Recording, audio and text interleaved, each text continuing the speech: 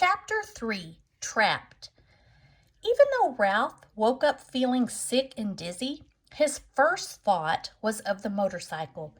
He hoped it was not broken. He sat there at the bottom of the wastebasket until the whirly feeling in his head stopped, and he was able, slowly and carefully, to stand up. He stretched each aching muscle and felt each of his 4 legs to make certain it was not broken. When Ralph was sure that he was battered but intact, he examined the motorcycle. He set it up upright and rolled it backward and forward to make sure the wheels still worked. One handlebar was bent and some of the paint was chipped off the rear fender, but everything else seemed all right. Ralph hoped so, but there was no way he could find out until he figured out how to start the engine. Now he ached too much even to try. Wearily, Ralph dragged himself over to the wall of the metal prison and sat down beside the apple core to rest his aching body. He leaned back against the side of the waste paper basket, closed his eyes, and thought about his Uncle Victor. Poor, nearsighted Uncle Victor. He, too, had landed in a metal waste paper basket, jumping there quite by mistake. Unable to climb the sides, he had been trapped until the maid came and emptied him out with the trash.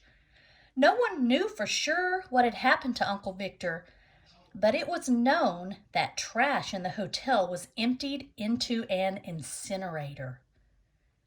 That is like where it burns the trash.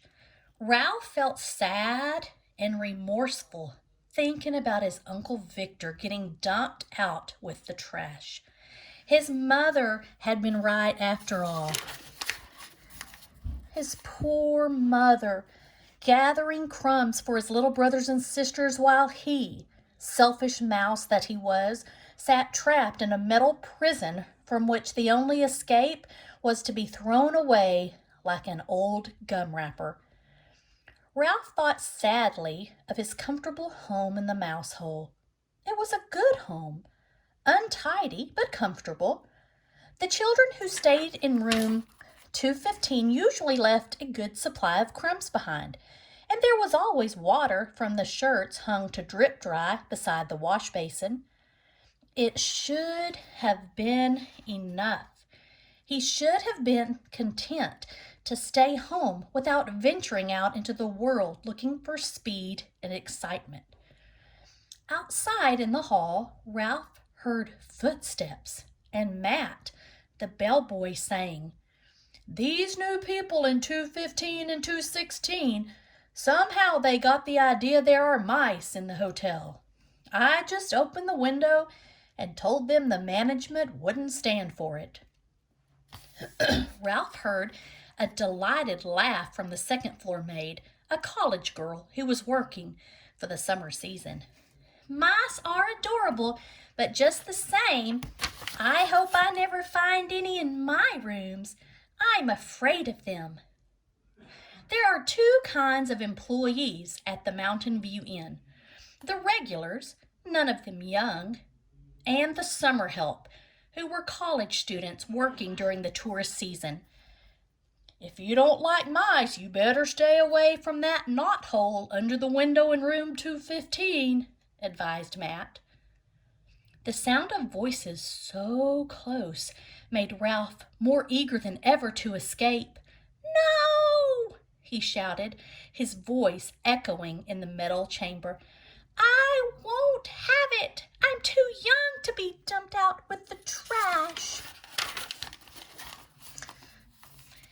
In spite of his aches, he jumped to his feet, ran across the wastebasket floor, and leaped against the wall, only to fall back in a sorry heap. He rose, backed off, and tried again. There he was on the floor of the wastebasket a second time. It was useless, utterly useless. He did not have the strength to tip over the wastebasket. Ralph was not a mouse to give up easily. He considered his problem a moment before he rolled the motorcycle over to the wall of the wastebasket. Then he seized the apple core by the stem and dragged it over to the motorcycle. By putting his shoulder under the stem end, he managed to raise the core until it was standing on its blossom end. But when he put his front paws around it and tried to lift it, he found he could not. The core was too heavy to lift up onto the seat of the motorcycle.